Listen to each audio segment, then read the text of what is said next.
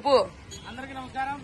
కడప జిల్లాలో మేజర్ పంచాయతీ అయినటువంటి వేంపల్లె గ్రామ పంచాయతీలో అధికారుల నిర్లక్ష్యం కారణంగా 2 నెలల క్రితం రోడ్ల అభివృద్ధి పేరుతో ఈ యొక్క విద్యుత్ పోల్ అనేది వెనక్కి జరిపి 4 రోజులు గడుస్తున్నా కూడా ఇంతవరకు విద్యుత్ దీపాలు అమర్చకుండా ఈ పంచాయతీ అధికారులు చాలా నిర్లక్ష్యం వ్యక్తంతో అంధకారంలో వేంపల్లె ప్రజలు కొట్టుమిడుతా ఉన్నారు.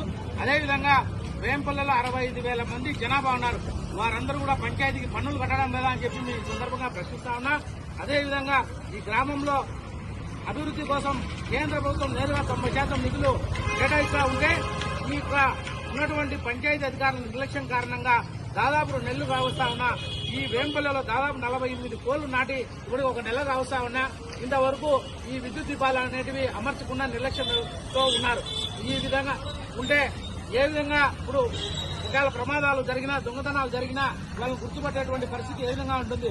ఈ యొక్క పరిస్థితిని జిల్లా అధికారులు క్షేత్రస్థాయిలో విచారించి ఈ యొక్క దీపాలను త్వరగా ఏర్పాటు చేసి ఈ యొక్క వేంపల్లెకు వెలుగులు ప్రసాదించాలని చెప్పి కోరుకుంటూ ఈ యొక్క కూటమిలో ఉన్నామని చెప్పి అధికారులు నిర్లక్ష్యం చేస్తే సహించమని చెప్పి మేము ఈ సందర్భంగా ఈ యొక్క అధికారులకు చెబుతూ ఈ యొక్క వెంటనే ఈ యొక్క విద్యుత్ దీపాలు ఏర్పాటు చేయాలని చెప్పి భారతీయ జనతా పార్టీ అధికారులను సూచిస్తోంది. భారత్ మాతాకి, భారత్ మాతాకి, భారత్ మాతాకి.